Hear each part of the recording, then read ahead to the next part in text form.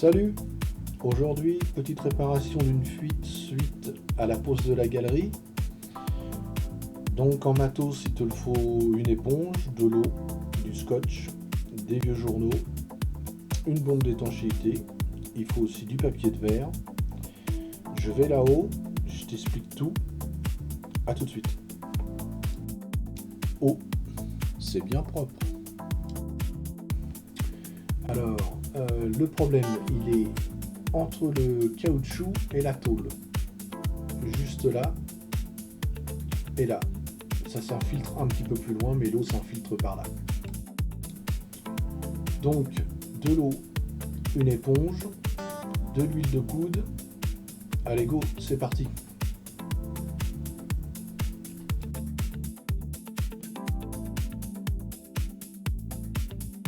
Décrassage effectué.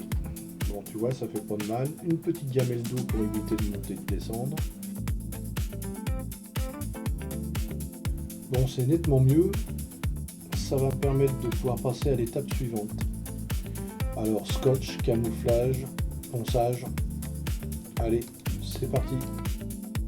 Donc, petit coup de chiffon pour sécher l'ensemble. Ensuite, je vais tirer mon scotch devant la pâte que tu vois là. Regarde, voilà, mais plutôt là.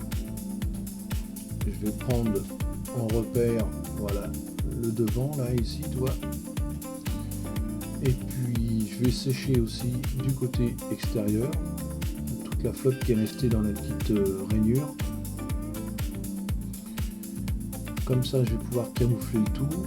Alors, regarde bien, là, ça bouge. Je sais pas si on le voit bien à la caméra, mais enfin, ça bouge. Et le principe, il est de mettre le produit, entre le caoutchouc et la tôle. Faire une sorte de petite boursouflure.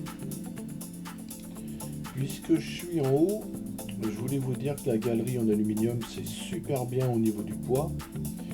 Par contre, ça glisse énormément. Si quelqu'un a quelque chose de vraiment efficace, et ben en commentaire, ça serait très bien. Merci. Et n'oublie pas de liker et de t'abonner.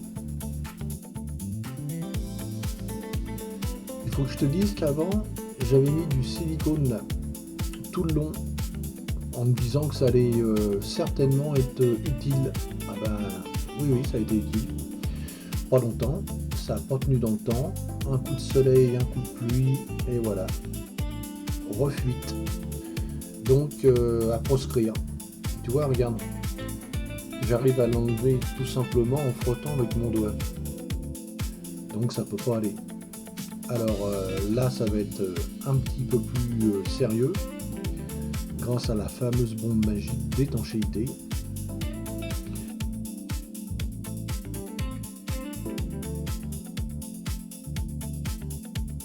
Donc là, on est à l'étape du scotch et puis du camouflage. Intérieur, extérieur, première passe, et on vérifie après. Donc il est temps de vérifier.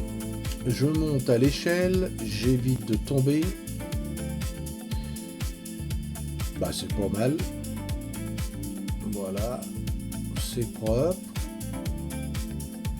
Extérieur, ça va. Intérieur, c'est pas mal non plus. Bon, on voit pas grand chose là. Alors, ce que je vais faire le tour. Alors voilà, j'y suis. Ah, ça manque un peu. Ouais, normal, première couche. Donc une deuxième s'impose, mais le produit est assez épais, donc ça me va. Deuxième passe effectuée. Et ben, il fait nuit, donc je vous propose de regarder ça demain.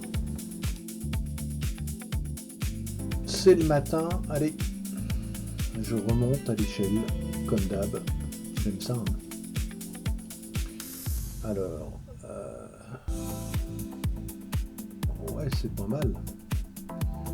Il y a un peu de boursouflure entre le caoutchouc et la tôle, c'est exactement ce que je voulais. Et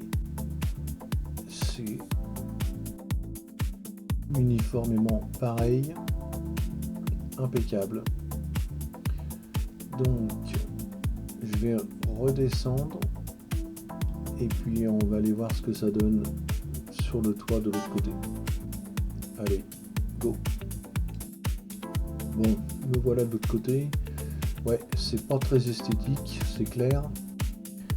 Mais c'est pas le but recherché. Le but, il est d'étanchéifier cette fameuse fuite. Et de ce côté-là aussi, on a ce qu'il faut en matos. Donc je vous tiens au courant. Je laisse passer un printemps et un été. On se retrouve vers le mois de septembre. Je vous dirai si le produit est efficace ou pas. Donc voilà ce que ça donne une fois que c'est sec. Merci d'être resté jusqu'à la fin. Je vous dis à bientôt. Je mets une dernière gamelle d'eau. Et bye bye.